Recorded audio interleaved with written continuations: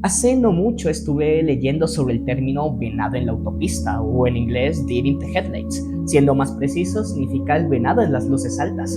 Y resulta que en Estados Unidos son muy comunes los accidentes de tránsito provocados por venados, especialmente en el estado de Virginia Occidental. Y es una escena que suelen poner mucho en las películas. Vas manejando de noche, algo rápido, y tus luces te muestran al final de la ruta la silueta de un venado. En el afán por llamar su atención, tocas la bocina repetidas veces, pones tus luces altas, pero el animal se queda inquieto, se queda inmóvil y te mira fijamente. Sabe que la luz se acerca, que la luz es ruidosa y que no es amigable. Y aún así, sabiendo lo que tiene que hacer, se queda quieto hasta que pasa totalmente lo inevitable. El auto choca al venado. Ahora, ¿por qué no se movió? ¿Por qué vio a una bestia ruidosa de 4 toneladas y se paralizó? ¿Por qué en los bosques al más mínimo ruido salen volando, pero aquí no? ¿Por qué el venado, aún sabiendo lo que tenía que hacer, no lo hizo? Resulta que en psicología existe un arquetipo de paciente, el Hyper Self-Aware Patient, o en español el paciente hiperconsciente. Y no se trata de un paciente que llegó a consulta con 5 TikToks, 4 Reels y 3 online tests que te dice: oiga doc, ya sé lo que tengo, esté a un 100%. O te dice: doctor, yo ya sé, soy border, tengo ansiedad, lo sé porque lo vi. No se trata de un paciente que ya sabe su diagnóstico por cuenta propia. El paciente hiperconsciente es una persona que está extremadamente consciente de sus pensamientos, emociones y sensaciones corporales. Y la generalidad de la consulta es que ya viene con un diagnóstico previo o ya está consciente de su problema. Y una frase característica no solo en el consultorio, sino en la vida de este paciente es: doctor, ya sé lo que tengo que hacer, pero no sé cómo hacerlo. Y no se trata de que no sepa porque no le dijeron. Él sabe lo que tiene que hacer, él sabe por qué pasa lo que le pasa, él sabe cuáles son las estrategias al seguir, él sabe los beneficios asociados a lo que tiene que hacer, él sabe lo que tiene que hacer. Sin embargo, no lo hace. Se paraliza aun cuando la acción es obvia en su cabeza. Se queda quieto, como un venado en las luces altas. Ahora, no es necesario que seas un venado o este tipo de paciente para que esto también te pase a ti. Estudios, trabajo, salud personal, física, emocional, actividades, deportes, recitales, exposiciones. Nuestra vida está rodeada de eventos que requieren de una gran presión para ser realizados. Y muchas veces estamos preparados para ello. Estudiaste 3 semanas antes, llevas trabajando en tu proyecto mucho tiempo, entrenaste y ensayaste, e incluso con toda esa preparación es posible que te paralices, aún sabiendo lo que tienes que hacer. Pero antes de preguntarnos por qué pasa esto o cómo solucionarlo, debemos ir a una pregunta algo más básica. ¿Qué es paralizarse?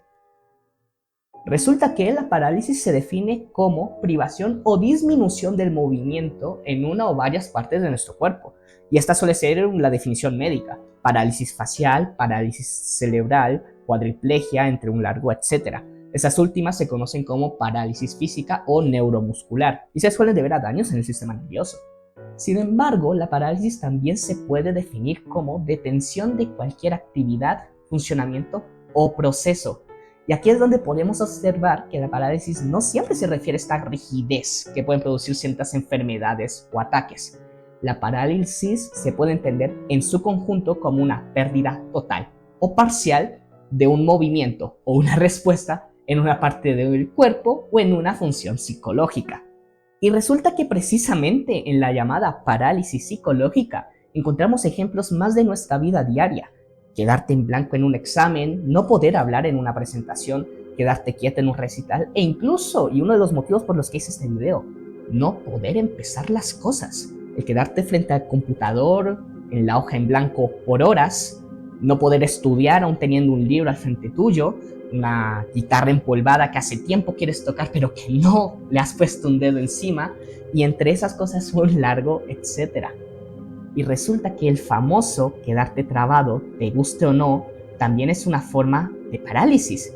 Los bloqueos en sí, el no encontrarte a ti mismo para una actividad, es una forma de parálisis. Y aquí es donde puede surgir la discusión de: esas parálisis no son reales, no tienes una amenaza real al frente. No puedes compararla con una respuesta de lucha o huida en un peligro real. Las situaciones que acabas de describir no son reales. La tarea no va a saltar a devorarte. Toda la gente que está viendo tu exposición no quiere hacerte daño. Tu ansiedad y tu bloqueo no puede ser válido, porque no hay una amenaza al frente. Tu miedo es falso porque no hay una amenaza real.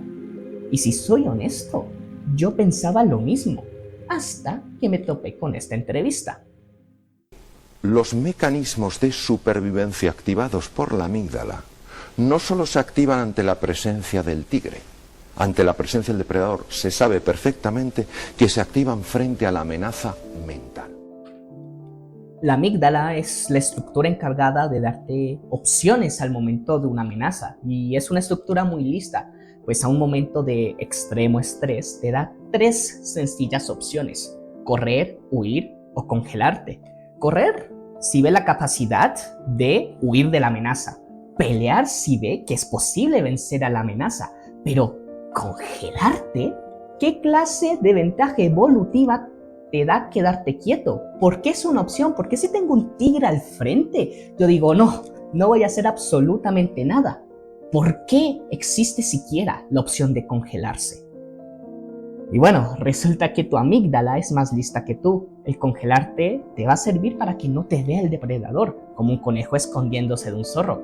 Entre menos llames la atención, el depredador irá ante el animal que más se mueva.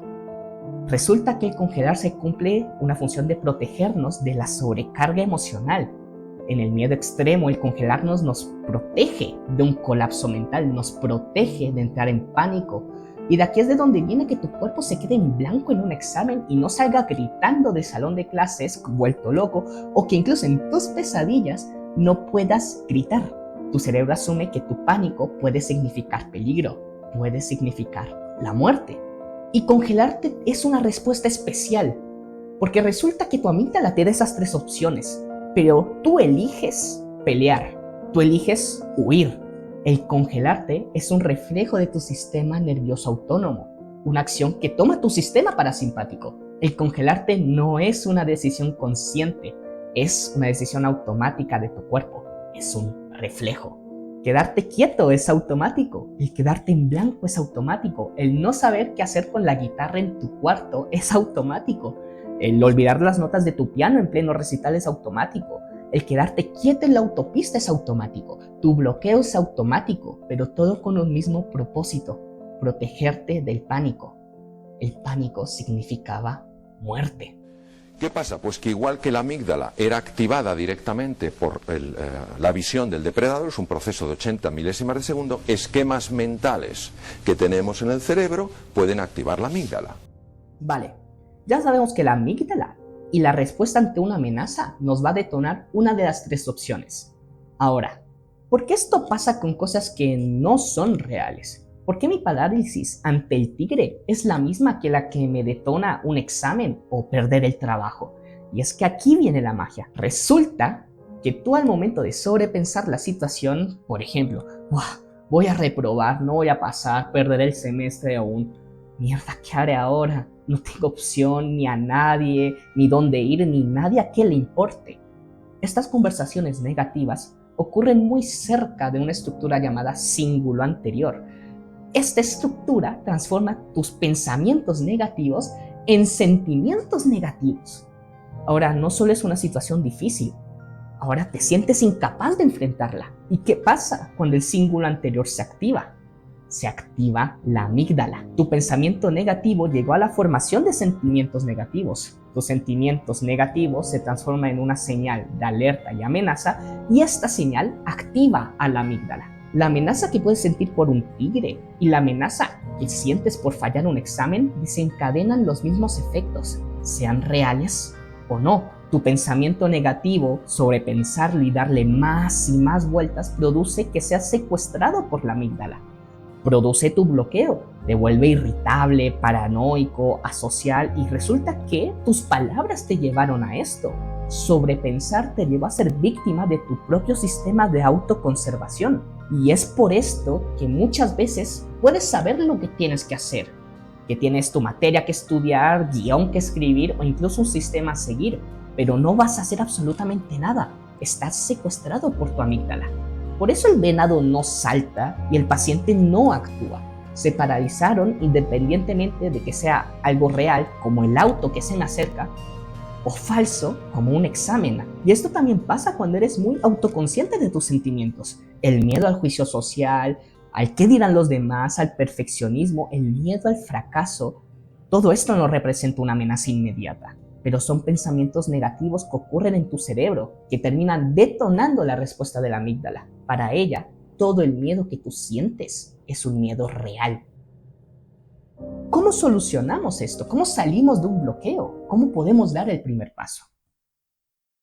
Lo primero que siento que debes tener en cuenta es que tu bloqueo no es tu cerebro confabulando contra ti. Él quiere protegerte. Todo tu sistema autónomo está funcionando con una única respuesta, con un único objetivo: mantenerte vivo, aunque en realidad no tienes un peligro. Sin embargo, el sobrepensar y darle muchas vueltas al asunto, tus pensamientos negativos le dicen a tu amígdala otra cosa. Amígdala, esto es muy real y te necesito. El primer paso es entender que no es tu cerebro jugándote trucos, no es tu cerebro queriendo sabotearte, es tu cerebro respondiendo a los pensamientos que tú mismo produces. Es tu cerebro respondiendo a tu percepción de la situación y las ideas con las que lo alimentas. Y mira, te diré una cosa, yo escribí este ensayo muchas veces, demasiadas, más de las que me gustaría admitir, y una tras otra la desechaba. No era suficiente para mí, me bloqueaba al momento de escribir o enlazar mis ideas, y todo porque sobrepensaba. Demonios, tengo que hacer un video perfecto, no quiero que sea un video mediocre, pero mi escritura es mediocre, entonces vamos, una locura. Ahora ya estoy terminando este guión, ya estoy terminando este ensayo, y sé que no es perfecto, no está ni diseñado para la perfección. Aún sabiendo el mundo de errores que contiene, me hizo avanzar, y el día de mañana haré más y mejores ensayos, y el día de mañana haré menos y peores ensayos. Cuando somos prisioneros de nuestros pensamientos, tenemos que empezar a actuar distinto de como lo llevábamos haciendo. Utilizar palabras para definir el problema de una forma distinta. En vez de decir, voy a reprobar el examen porque soy muy tonto, prueba a decir, voy a reprobar el examen porque no he estudiado.